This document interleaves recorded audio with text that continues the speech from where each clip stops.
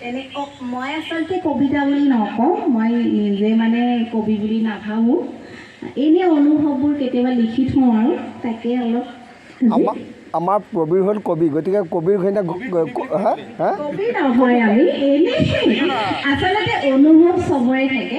কিছুমানে লিখি থয়, কিছুমানে মনতে থয়, হয় নাই? সেইটোৱে আৰু। ৰাগ, অনুৰাগ আৰু তুমি।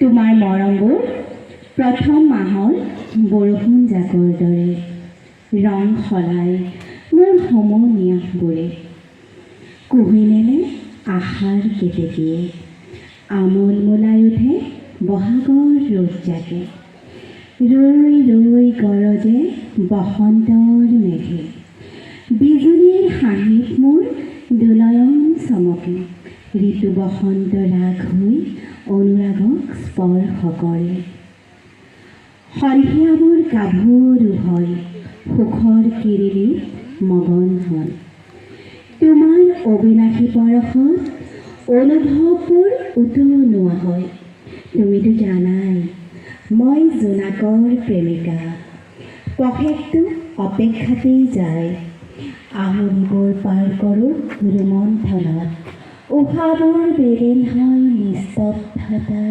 জোৱাৰত কি হৈ গ'ল সেয়া শেষ আৰু আজিকালি সেইবোৰ একো একোটা স্মৃতিৰ অধ্যায়হে শৈশৱ কৈশোৰ নতুবা যৌৱনৰ কবিতা লিখি বিলীন হৈ যোৱা জোনাকবোৰৰ দৰে জুকিয়াই চাওঁ মাথো অৱসৰৰ আলাসত আজিতো সদায় নতুন এটি নতুন বেলিৰে সাজু হওঁ উদ্যমৰ উৰ্জাৰে সাঁতুৰিবলৈ জীৱন জোৱাৰত তোমাৰ সান্নিধ্যত ধন্যবাদ।